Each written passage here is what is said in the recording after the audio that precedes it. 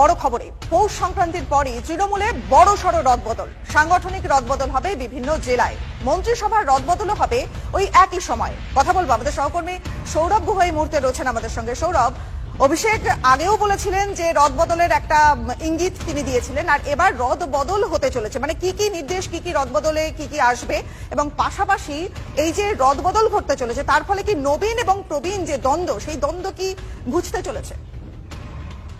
রনিপা, প্রথমেই যে কথাটা বলার সেটা হলো যে এই মুহূর্তে সবাই তাকিয়ে আছেন তৃণমূল কংগ্রেস এবং রাজ্য রাজনীতিতে যে সেই বহু প্রতীক্ষিত রদবদল কবে হবে। আমরা তৃণমূল সূত্রে যেটা কনফার্ম খবর পাচ্ছি, পৌষ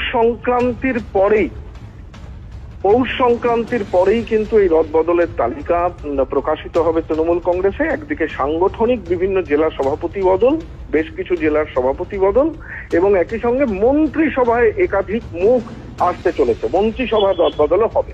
কবের মধ্যে এই তালিকা আমরা দেখতে পাবো?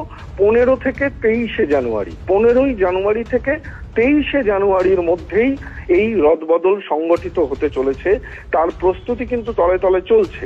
তুমি বলছিলে যে অভিষেক বন্দ্যোপাধ্যায়ের তালিকার কথা। অভিষেক বন্দ্যোপাধ্যায় একটি তালিকা জমা করেছেন, সেই তালিকা অনুযায়ী কি রদবদল হবে? অন্যদিকে তাকালে আমরা যদি দেখি এই মুহূর্তে তৃণমূলে প্রবীণদের একটা কিন্তু প্রাধান্য দেখা যাচ্ছে। সেক্ষেত্রে